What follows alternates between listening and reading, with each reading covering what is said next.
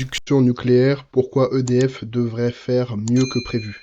C'est un article de Juliette Reynal qui date du 3 septembre 2024 de la Tribune. Donc là, c'est plutôt une bonne nouvelle, hein, puisque grâce à une meilleure maîtrise des arrêts des réacteurs, la production nucléaire en 2024 est attendue au-dessus des prévisions initiales. Son niveau restera néanmoins au-deçà des meilleures performances de l'énergéticien. Donc c'est une information donc, qui est passée dans l'ombre, donc tant attendu autour du démarrage de l'EPR de Flamanville, dont le cœur est entré officiellement en production peu avant 16 heures ce midi. Lundi, EDF a partagé des prévisions de production nucléaire revues à la hausse pour 2024, initialement comprises entre 315 et 345 TWh. La fourchette est désormais estimée entre 340 et 360, soit une plage très proche de celle attendue pour 2025-2026. Donc là, c'est une avancée comprise entre 335 et 336 TWh.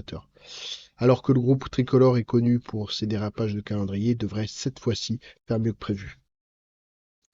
Une production presque normale. EDF poursuit donc la remontada initiée en 2023 après avoir traversé une année noire en 2022. Pour rappel, cette année avait été marquée par la détection d'un important problème de corrosion dans plusieurs réacteurs, réduisant la disponibilité du parc atomique tricolore. La production nucléaire n'avait alors pas dépassé 280 TWh, donc le niveau le plus faible depuis 1988. Donc là, ce qui est intéressant, évidemment, c'est le fait que EDF, bon, pour différentes raisons évidemment, mais qui fait partie à la fois d'une activité donc stratégique, notamment liée à l'électricité, mais aussi est quand même un service public qui est suppléé par un certain nombre d'activités, euh, donc, évidemment d'entreprises privées qui les aident, hein, que ce soit les fournisseurs ou autres.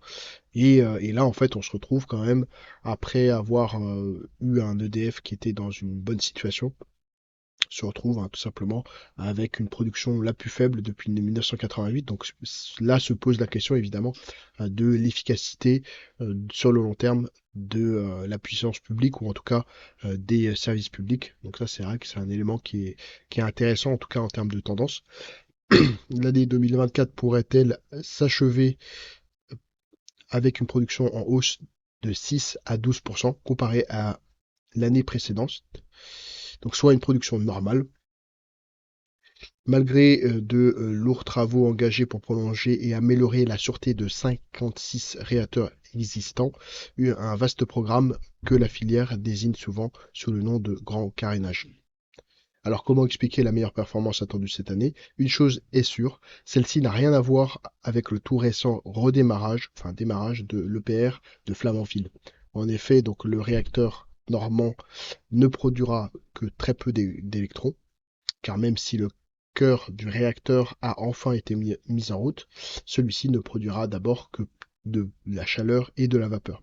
Donc là, c'est ce qui est intéressant, c'est que après, bon, évidemment, il y a une étape donc de couplage au système électrique, mais là, on n'est vraiment pas sur, l'augmentation donc de la production n'est pas liée à une performance liée à un nouveau réacteur. Donc ça, c'est une première, une première base.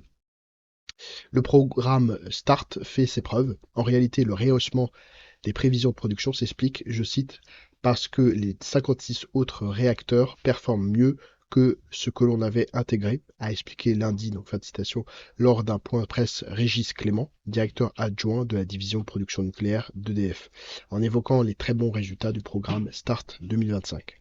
Initié en 2019, donc celui-ci visait à améliorer la performance des arrêts de tranche, alors qu'une quarantaine d'arrêts de réacteurs sont prévus chaque année, sur un total de 57. Pour recharger le combustible, réaliser des contrôles ou encore changer certaines pièces, l'idée est d'améliorer la gestion de ces interruptions, parfois trop longues et mal organisées, et ce, en modifiant le management et l'organisation des équipes dédiées, ou encore en prévoyant davantage d'entraînement et de standardisation pour certains gestes de maintenance. Donc là, il y a une organisation par ce programme START du travail donc de maintenance d'EDF, donc ça c'est plutôt intéressant.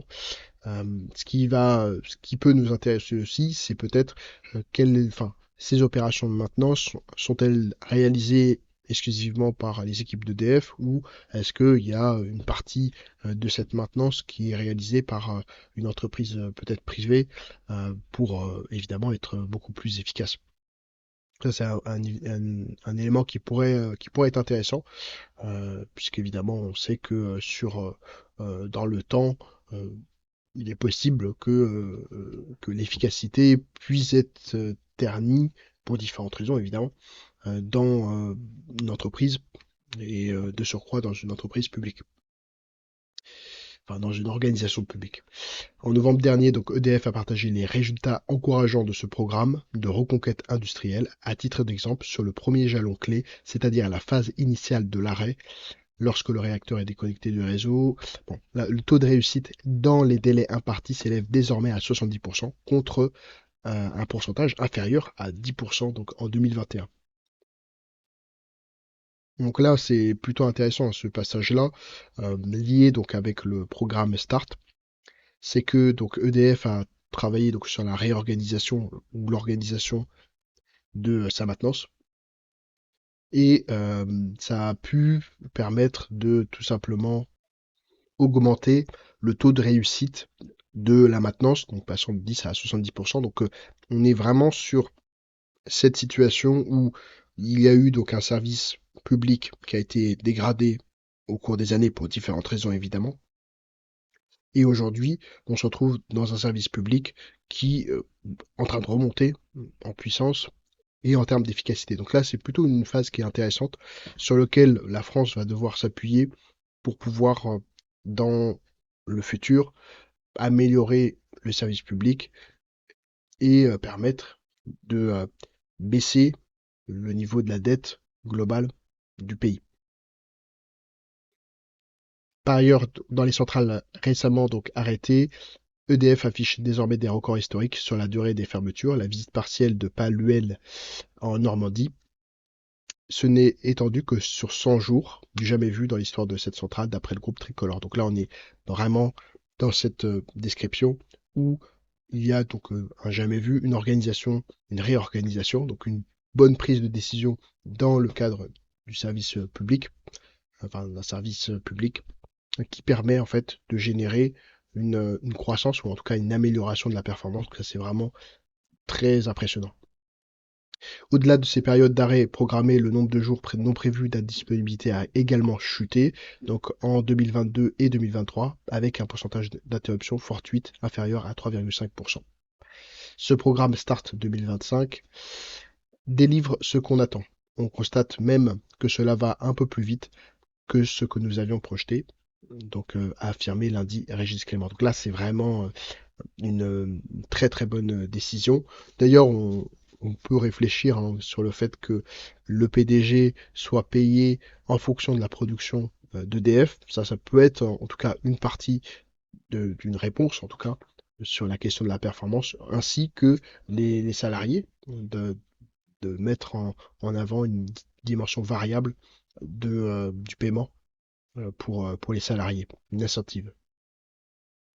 Le directeur adjoint de la division production nucléaire d'EDF attribue également ce rehaussement des prévisions au dossier de corrosion, jugé moins sensible. Pour mémoire, la détection de fissures sur des conduites de plusieurs réacteurs fin 2021 avait contraint EDF à déployer un vaste programme de contrôle préventif et de travaux sur de nombreuses tranches.